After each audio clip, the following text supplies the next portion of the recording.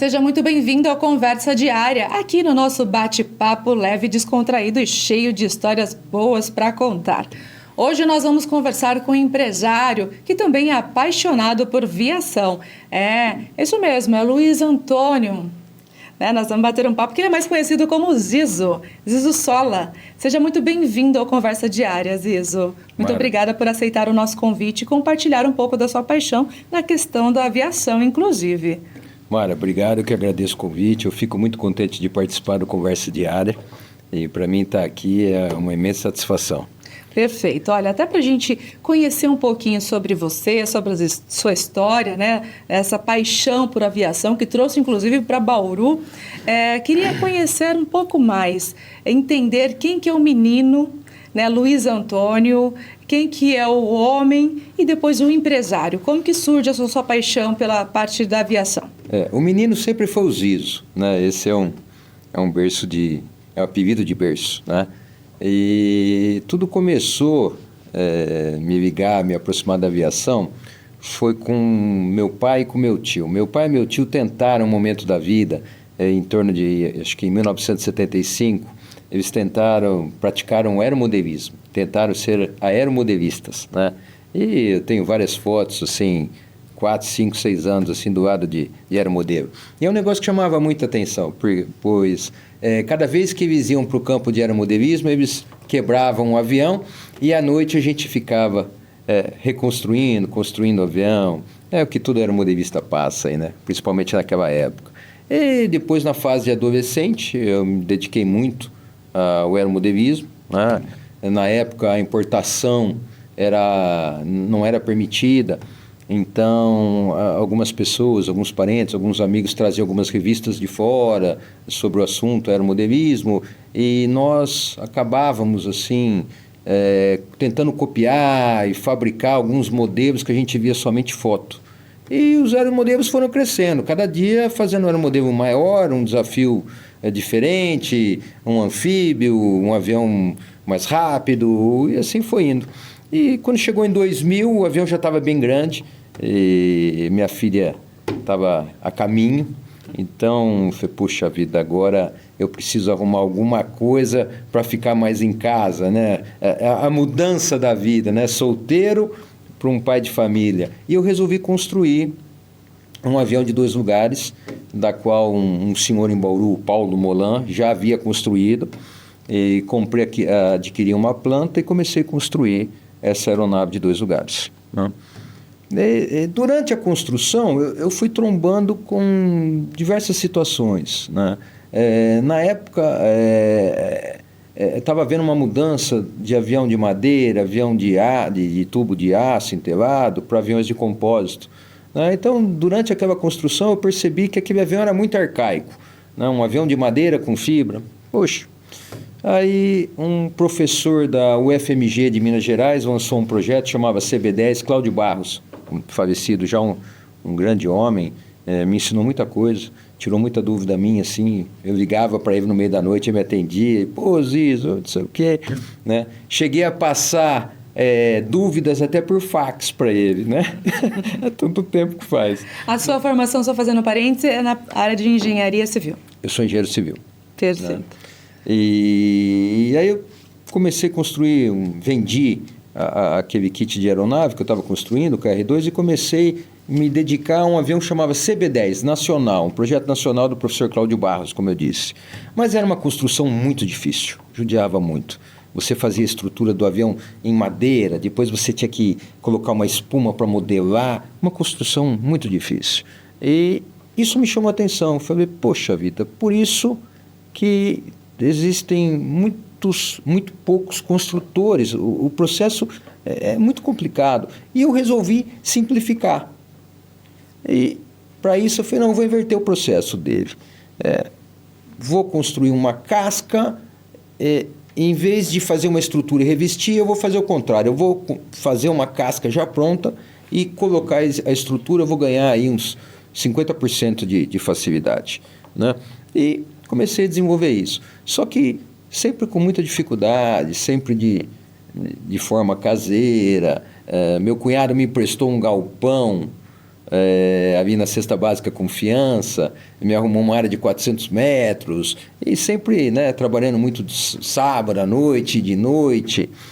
E para fazer esse projeto eu contratei um senhor que também mexia muito com aeronave experimental em Bauru. Ele fez muito kits de aeronave, só que ele fornecia as madeiras, chamava Vanderlei, né, já é falecido. Né? E ele começou a construir, a gente começou a fazer um mock-up da aeronave, um modelo da aeronave. Só que tudo, Mara, é assim, eu quero fazer o modelo dessa aeronave e tal, leva 2 anos e meio, 2 anos. Então, era árduo, né? Eu sempre falo, a Volato, o tripé dela, a Volato, ela nasceu e ela sobrevive, hoje ela está exportando graças a uma paixão, resiliência e superação. Porque sempre era muito difícil você, com pouco dinheiro, sem recurso, antigamente não tinha tanto holter, fazia um modelo na mão, né? E nós construímos esse modelo dessa aeronave. E para fazer a parte de fibra, eu busquei uma empresa em Bauru que chamava-se El Fibra de Vidro, né? Conheci o Marcos Vilela, né? E ele começou a fabricar essas cascas de avião para me inverter o processo do professor Cláudio Barros, né? E fabriquei 2 aeronaves, 2 kits de aeronave, montei a aeronave da forma que eu queria e decidi ir para os Estados Unidos numa feira para divulgar o meu projeto. Falei, puxa vida, eu vou vender agora esse produto brasileiro, esse projeto brasileiro, lá na América do Norte. Né? Fiz um folderzinho, um cartão bonito, ele ia se chamar Básico 2. E pá, fui para os Estados Unidos. Bom, cheguei na feira, surpresa para mim, né? Eu estava 20 anos atrasado, né? Já estava vendo a mudança no mundo, aviões de compósito, kits europeus, kits norte-americanos, todo mundo sem madeira, sem nada, um outro universo, né? Falei, puxa vida, e agora o que eu faço, né? Falei, não tem importância, vamos aprender a fazer avião em compósito, né? Em fibra de vidro, sem madeira, né? Eu voltei para cá, falei, esse projeto vai ter que mudar, mas eu acabei vendendo alguns kits do professor aqui no Brasil, que eu tinha de estoque, eu acho que eu fabriquei mais um, mas comecei a me dedicar para um outro modelo de avião. Eu falei, eu preciso mudar. E mais um ponto, eu falei, não pode ser um avião de 2 lugares, tem que ser um avião de 4 lugares. Por quê? Eu vi que na segunda maior feira do mundo de aeronave experimental, 2 lugares está lotado, 4 lugares tem muito pouco. Então, já que eu vou ter que mudar tudo, começar tudo de novo, eu vou para de 2 lugares, de 4 lugares, né? 100% em compósito. Isso deve ter sido 2007, por aí mais ou menos. E comecei a rascunhar um avião de 4 lugares e ligando o professor Cláudio. Professor Cláudio, o que você acha disso? Eu movei muito o professor Cláudio Barros, né? Só que eu busquei nas universidades, eu falei, eu preciso de um cálculo estrutural, alguém que me ajude a fazer um cálculo estrutural de uma aeronave de 4 lugares. E eu batia nas universidades e não conseguia um apoio, alguém que me ajudasse. Chegaram a falar para mim, pô, não tem software para fazer uma estrutura dessa que você quer em material compósito no Brasil. E N desafios, né? E nunca desistimos. Na feira seguinte, em 2008, eu encontrei nos Estados Unidos, né? Eu fiquei sabendo que existia uma das primeiras fábricas nos Estados Unidos que fabricaram aviões de compósito, que era o Kiss Cruiser, que estava fabricando para pulsar aeronaves em compósito. E eu decidi, quando eu saísse da feira dos Estados Unidos, dar um pulo para conhecer essa fábrica. E uma das viagens, me trouxeram uma vez uma revista de kits de aeronave, e desde 90 eu tinha uma revista que chamava Kit Planes, que falava de um avião que chamava Kiss Cruiser, um avião 100% em compósito já, que era uma evolução da aviação. E eu sempre tive aquela revista na minha cabeceira, e de vez em quando à noite eu namorava e via as fotos do avião, e falava, puxa vida, a pessoa pode comprar o kit disso, montar em casa, que bacana. E eu consegui achar, nessa visita em El Salvador, na Pulsar, eu consegui achar o projetista daquele avião, né? e eu decidi comprar um avião dele para a gente trazer para o Brasil para copiar a ideia, né? Fazer como o japonês fez, né? Vou comprar para copiar, para aprender, né? E no final o projetista da Pulsar acabou vindo me ajudar e assim nós desenvolvemos o Volato 400, né? Uma aeronave 100% em compósito, 4 lugares, né? Feita de um desenho nosso aqui em Bauru. Né? Então a aviação hoje para nós, essa aviação pequena, está um pouco caro, combustível caro, dificuldades que a ANAC impôs sobre a aviação experimental, o dólar muito caro, porque ela é dolarizada. Né? Mas isso começou tudo em 2012. Então, de repente, eu tinha um produto que eu decidi o que fazer. Se de 2 lugares para fazer um modelo, para tirar as formas, eu levei 2 anos e meio, por de 4, eu tive que passar pelo mesmo processo. Né? E nós conseguimos voar a aeronave em 2011. E, de repente, a ANAC faz uma lei dessa, proibindo, pondo muita restrição na aeronave experimental. Nós ficamos aí um bom tempo buscando mercado, né? E chegamos a participar de uma licitação no México, da qual um projeto nosso de aeronave foi classificado, porque o governo mexicano estava com muito medo do Trump e ele queria desenvolver a sua indústria aeronáutica. Para isso, ele queria fabricar aviões treinadores. Então, nós adaptamos um projeto nosso também, da Volato, de 2 lugares, que é o Volato 200, para atender essa licitação do governo mexicano. Ela durou 2 anos, né? E a gente foi classificado, foi bem, né? Mas no final, como a gente vê muito aqui, o governo mexicano também, no finalzinho, ele deu uma amarrada e o projeto até hoje lá em stand-by. Mas vamos lá, deixa eu responder as suas perguntas, senão eu vou começar a contar a história aqui, Mara, e do Volato e de avião tem história que você não imagina, né? Tem muita história. Né? Muito bom, olha, você, como disse, é um sonhador, sonho realizado, mas a gente vai continuar falando sobre essa história da Volato. Sonho realizado, mas sonho realizado não é tudo, né? Mas tem muita coisa boa para contar ainda para a gente, né? E ainda mais aqui na nossa cidade, na nossa querida Bauru. Tá gostando dessa história? Não saia daí que a gente continua conversando. Logo mais voltamos. Até mais.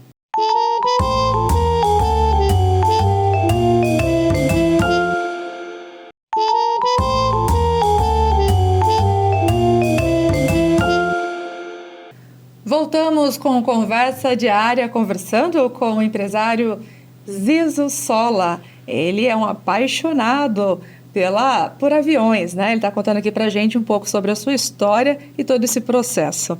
Até para entender também, nesse período, com a mudança da ANAC em 2012, quais são os desafios e também planos futuros que vocês têm com a empresa? Com a mudança a forma da ANAC enxergar a aviação experimental, tudo mudou, né? Praticamente ninguém conseguia mais construir avião experimental no país, porque a maioria dos casos a pessoa comprava o kit e contratava alguém para montar. E a empresa saiu buscando novos mercados, visitando feiras, participando de feiras, como eu disse, participamos daquela licitação no México, que foi algo muito legal, Austrália, e nos Estados Unidos, sempre participando das feiras, o mercado começou a receber bem a aeronave, até que em 2021 nós exportamos a primeira aeronave para o mercado norte-americano. Lógico, nesse período, até 2014, a gente tinha 2 aeronaves voando aqui, foi uma montada pela Volato e uma na Stratos, na Paraíba, mas em 2021 nós começamos a exportar o kit do Volato 400, né? E foi muito bem recepcionado. Hoje, já passou de, acho que 12 aeronaves exportadas para a América do Norte, os Estados Unidos da América do Norte. Esse ano, nós já mandamos 2 aeronaves para o Canadá, 2 kits de aeronave, um kit um pouco diferente, né? Mas a estratégia agora é ganhar mercado, é ter aeronave voando, divulgar, né? Mandar uma aeronave para a América do Norte, Estados Unidos ou para o Canadá, não quer dizer propaganda imediata, porque a aeronave está sendo montada lá, em média, cada aeronave aí está se levando nos montadores 2 anos. Nós temos um representante na Califórnia e um no Canadá, como eu disse. Agora, no Canadá, o processo é diferente. No Canadá, eu exporto um kit que chama kit básico, da qual eu apenas fabrico as peças no Brasil e toda a montagem é feita lá. Já na América do Norte, nos Estados Unidos, o kit vai pré-montado, né? Então, nós estamos com 2 frentes e devagarzinho está começando a mudar a fábrica do Brasil para a América do Norte, onde a aviação experimental é muito melhor recebida. E para você que, como um sonhador, né, com a primeira aeronave, quando você vê ela funcionando no ar e hoje a empresa sendo a potência que ela é, porque ela tem sua importância e seu significado. Como que é para você essa experiência e essa realização de um sonho? Obrigado por potência, né? A Volato ainda não é uma potência, né? É uma empresa que tinha um sonho, desenhou uma aeronave. Nós temos aqui em Bauru como exemplo o Dr. Osiris Silva, né? Fundador da Embraer. Então, sempre a gente for possível, o Dr. Osiris fez, a gente também faz, né? Mas ela não é ainda uma potência, né? É um imenso prazer quando eu penso tudo aquilo que nós passamos, as dificuldades impostas pelo governo, tanto federal quanto municipal, né? Nós chegamos a mudar para Lençóis Paulista e a indústria que nós construímos, o galpão que nós construímos lá, nós perdemos para o município falou que a gente não cumpriu o nosso papel social. Então, quando a gente vê toda a dificuldade que o empresário brasileiro enfrenta para criar, né, para inovar, para realizar o seu sonho, por isso que eu falo que a Volato é um tripé, né? É sonho, resiliência e superação, né? Eu fico muito satisfeito em saber que o nosso produto feito aqui em Bauru hoje já está ganhando espaço na América do Norte, nos Estados Unidos e no Canadá. É uma satisfação muito grande. E eu tenho certeza que nos próximos 10, 15 anos aí, nós teremos muitos Volatos voando pelo globo. Hoje na fábrica eu já tenho um mapa, né, da qual eu vou pôr num alfinetinho onde tem um Volato. Um representante nosso, esse da Califórnia, vendeu um avião Volato para a Argentina, por incrível que pareça, é vizinho, mas ele vendeu para a Argentina. A Stratos da Paraíba vendeu o Volato dela para a Colômbia, né? Então eu fico vendo o mapa e colocando alfinete de cabeça, cabecinha verde, onde tem Volato voando. Eu acredito que nos próximos 15 anos aí nós teremos um número satisfatório que dará muito orgulho não só para nós, mas para todo cidadão bauruense, quando a marca ganhar peso e volume, em saber que tudo aquilo nasceu em Bauru de um sonho de alguns bauruenses. Alguns, porque hoje a Volato é uma SA, né? O sonho Volato foi feito junto com o Marcos Vilela, né? Então são alguns bauruenses. Eu tenho certeza que a gente trará muito orgulho para todos de Bauru aqui, região. E ao longo desses anos, quais foram os desafios que vocês enfrentaram até o momento? Ai, nossa, Mara. Pode Mara, apontar para nós. Para desafio, para me contar desafio e aventura da Volato, a gente não precisava de meia hora, a gente precisava de um dia, porque você não acredita o que tem de história. Tem muito desafio, teve muita Alguma história. Marcante em especial, então uma ou duas para citarem para nós? Tem histórias tristes, né, como a de Lençóis Paulista, que não acreditou no nosso trabalho, né?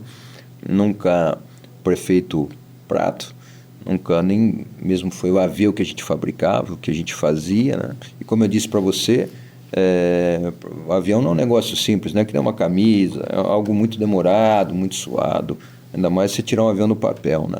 Mas tem algumas histórias marcantes. Uma vez que eu achei até engraçado, uma vez eu recebi um pessoal, eu não me recordo exatamente a região, de um site apaixonado por aviação, era modelo, tem um monte, né, assim, apaixonado por aviação. Acho que somos todos apaixonados por aviação, né?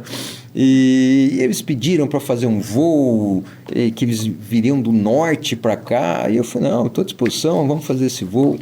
E o avião estava sob uma suspeita de um probleminha que a gente tinha e não achava. Esse pessoal chegou aqui num sábado, não lembro se é um sábado ou um domingo, e um dia extremamente quente de verão, eles chegaram meio-dia e tinha hora para voltar, então o voo tinha que ser meio-dia, num horário extremamente desconfortável. E eles montaram no avião com as suas câmerazinhas, filmando, tal, que coisa linda, que maravilha, feito no Brasil, feito em Bauru.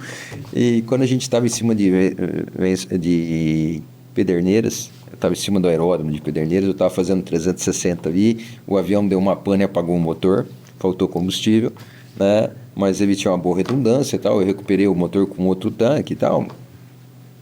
Foi nada demais, apagou o motor, mas tudo bem.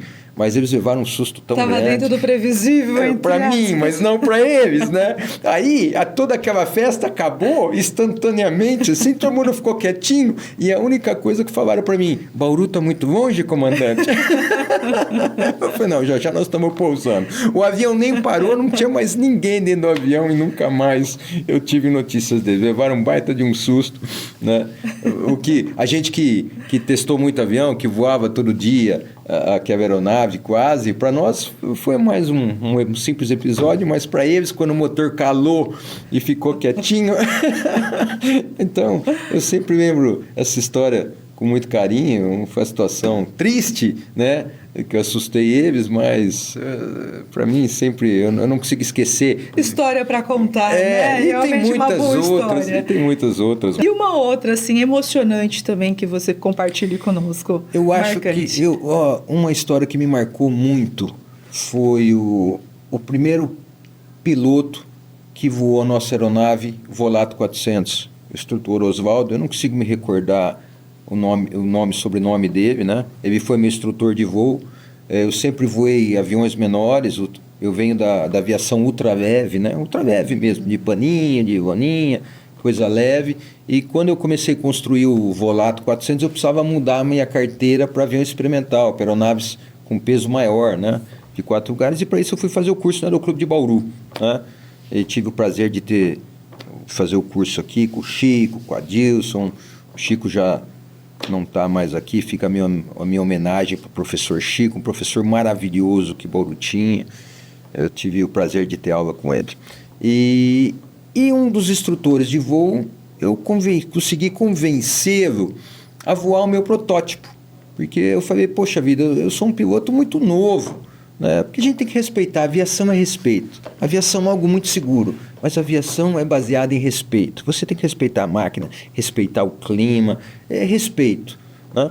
E eu dobrei o meu instrutor, voamos 35 horas juntos, né? Eu falei, Oswaldo, vai todo dia à noite ver o trabalho, né? E para você ganhar confiança e você voar o meu avião para mim. E ele foi. Durante um mês ele ia algumas horas à noite, via todo mundo trabalhando no avião, aquela loucura, a gente varava a hora, porque a gente tinha a meta de, em 2011, colocar ele na Feira de Aviação Experimental em São José dos Campos. Tinha muita feira nessa época de aviação experimental.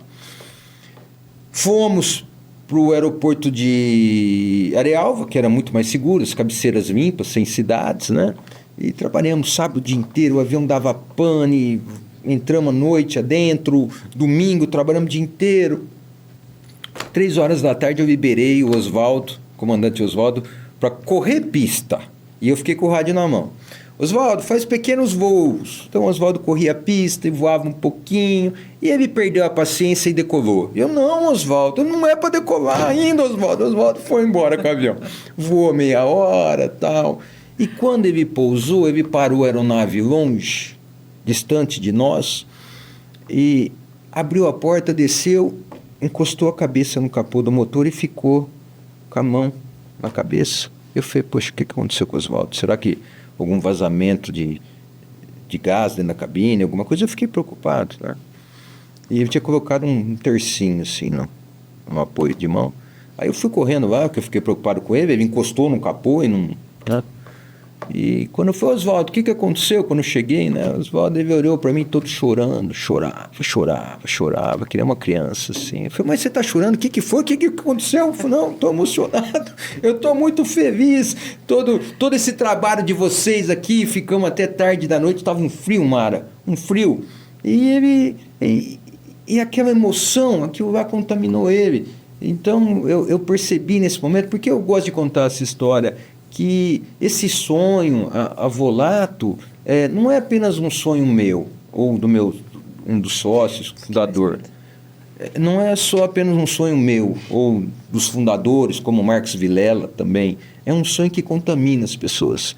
É um sonho que, quando as pessoas vão ver de perto, que a gente é capaz de fazer aqui no nosso país, né? Que ainda a gente tem chance de ter uma indústria, acaba contaminando, como eu vi o Oswaldo chorar por algum tempo de emoção em voar a nossa aeronave. É um sonho construído com muito mais pessoas e realizado. Isso. E sendo aqui, eu friso na nossa querida Bauru em especial. Isso. Né? Para você, que mensagem que você deixa para quem também é apaixonado por aeronaves e, claro, aqueles que são os curiosos? Que mensagem que você deixa para todos que nos acompanham? Somente apaixonados por aeronaves ou apaixonados? Por apaixonados pelas naves e os apaixonados em geral. A gente sempre tem que correr atrás do nosso sonho, mas sempre tomando muito cuidado, né? Tomando cuidado no ambiente que você está vivendo, analisando o seu ambiente ao redor, né? Porque quando a gente corre atrás de um sonho, a gente praticamente fica cego, né? E isso é algo muito perigoso, porque não é todo lugar que dá privilégio, ou ajuda, ou apoia os sonhadores, né? Mas se tem um sonho, corre atrás, né? E se for por aviação, então, puxa vida, mais ainda. É um sonho com muita responsabilidade em especial. É um sonho com muita responsabilidade, né? Mas é uma realização muito boa quando a gente sonha e vê o avião, o seu sonho decolando como uma aeronave, como um avião, né? Outro dia, eu já recebi aqui russo. É difícil você ouvir falar que veio um russo para cá. Eu tive a visita de 2 russos. Para conhecer a empresa Volato. O processo da Volato. Porque a Volato tem um lema, Keep It Simple, que eu aprendi com o Richard Trickle, que foi o projetista americano que nos ajudou, né? Faleceu aqui. Keep It Simple. Gente da Rússia, México, Áustria, não. De vários outros países que vieram para conhecer. Austrália, que vieram para cá conhecer o que a gente produz aqui. E é resultado de um sonho de 2 bauruenses que resolveram fabricar uma aeronave. Então, é muito satisfatório, assim, a gente fica muito feliz. Parabéns pela sua história, pela sua persistência. Como você mesmo mencionou, a Volato, ela é de resistência. É um tripé. É um tripé. É um sonho, resistência e qual é o outro? Paixão, resiliência e superação. Muito bom. Parabéns. Obrigado. Pela sua história, pelos outros demais envolvidos e construído aqui em Bauru para o mundo. Eu convido a você a ir lá conhecer a Volato, a hora que você quiser, né? Agora... Para mim vai ser um desafio, eu tenho medo de altura. Vou conhecer a empresa, conhecer esses detalhes. Por incrível que pareça, é que nós temos muito pouco tempo, né? Hoje, no Brasil, nós não temos nenhum Volato voando. Todos estão na América do Norte. Verdade. Olha só. Inclusive tem a história de se um dia, se tiver outra oportunidade, eu conto, que saiu voando daqui e foi até os Estados Unidos voando, né? Com um piloto bauruense, né? Que hoje mora nos Estados Unidos, né? Então, é o que eu disse para você. Se for contar a história, a gente vai ter que sentar e ficar o dia inteiro. É muita história para contar. É muita história. Né? Mas você está convidado a conhecer a Volato e, mais uma vez, eu gostaria de agradecer o teu convite. Você é uma simpatia. Muito obrigado aí por conduzir da maneira que você conduziu esse bate-papo aí. Você me fez me sentir muito bem. Muito bom, também fiquei muito feliz de ter um papo com você assim, tão descontraído, com histórias divertidas, inclusive, né? De superação. Fico muito orgulhosa de ouvir que Bauru tem pessoas fazendo diferencial aqui na cidade e levando também para o mundo, né? No seu caso, é um voo para o mundo, né? Sucesso para você. Obrigado, Mara. Gostou do nosso bate-papo de hoje? Muito bem. Olha, aqui vai ficando o nosso forte abraço para você e o nosso muito obrigado. Vamos deixando muitas outras histórias para você e para os próximos encontros. Continue nos acompanhando. Fique bem, fique com Deus. Até mais. Tchau, tchau.